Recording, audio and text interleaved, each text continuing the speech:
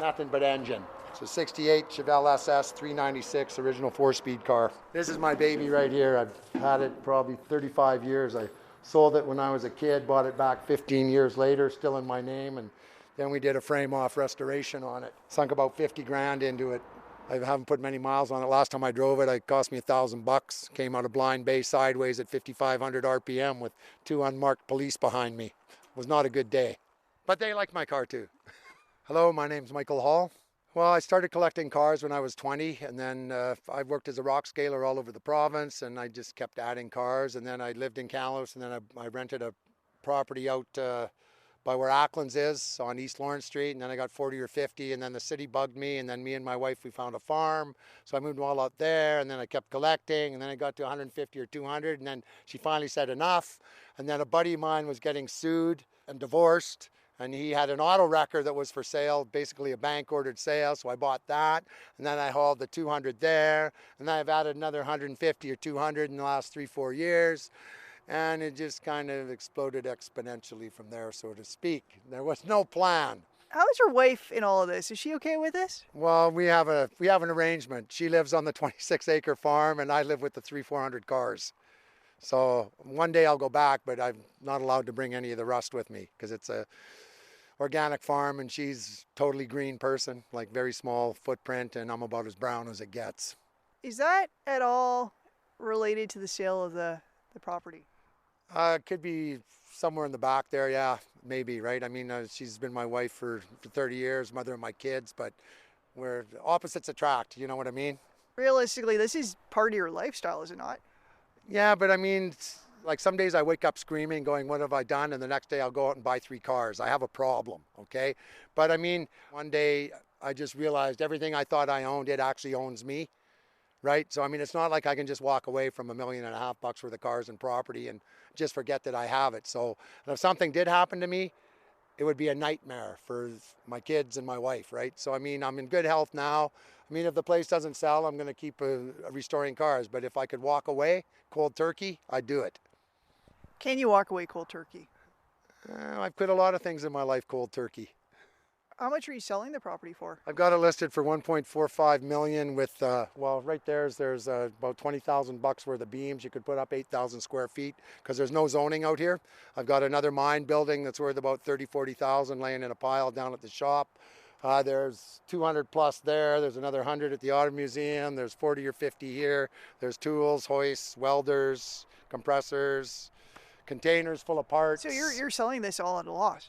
Yeah. If I could walk away and get a good chunk of cash and just say it's done, well, that's the only way. Otherwise, I'm just going to keep at it. And like I said, I mean, I'm 60, I'm in good health, but there's no guarantees in life. And I'd rather have the money in the bank and my family secure than keep going with this crazy, insane hobby of mine.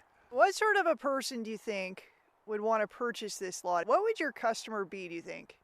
Well, somebody with a background in automotive restoration that would know what the stuff's worth, what it takes to do it. I mean, somebody just likes cars is not going to happen. It's going to be somebody that could actually make a viable business of it. I mean, if you can sell a condo in Vancouver for a couple $1 million, you can come up here and get 5 acres and a lifetime worth of work if you really enjoy working on cars. I've got a pretty esoteric collection. My problem is I like them all. I got 30s, I got 40s, I got 50s, I got 60s. Do you know exactly how many cars you have in total? No, but I'm supposed to make a list and take some pictures, but it hasn't happened yet. When you do finally sell all the cars, if you do finally sell all the cars, like how long have you been collecting these for? Since I was about 22, almost 40 years. Is that gonna hurt? Yeah, it's kind of like getting kicked square in the you-know-whats. Are you still prepared to do it? Yeah, if somebody comes up and actually makes me a serious offer, I mean, otherwise I wouldn't have listed it. I mean, right now it's more about the future for my wife and my kids than it is about my dream. I mean, I've had 40 years of collecting them and loving them and saving them, but if nobody buys them, I'm going to keep doing what I'm doing. But if somebody does come up, well, it was meant to be, right? I'm a pretty tough guy, but I've got a soft, gooey interior. So you're picking up more cars this weekend? Well, I prior committed to about another, geez, I'm not going to say, my wife might hear this interview. Yeah, I'm going to pick up a couple. Was that a good idea? No, but it seemed like a good idea at the time. Like I said, I have a problem.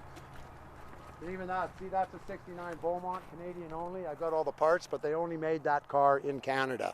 So even though the roof's caved, it's worth saving. We'll put a roof on it because it's a rare car and they don't make any of the parts. I've got guys who want to buy like the grills because they're like Dodge parts, unobtainium. If they don't make them, it's made of unobtainium. And people, but then you feel like you're ripping people off because what's it worth if there isn't one?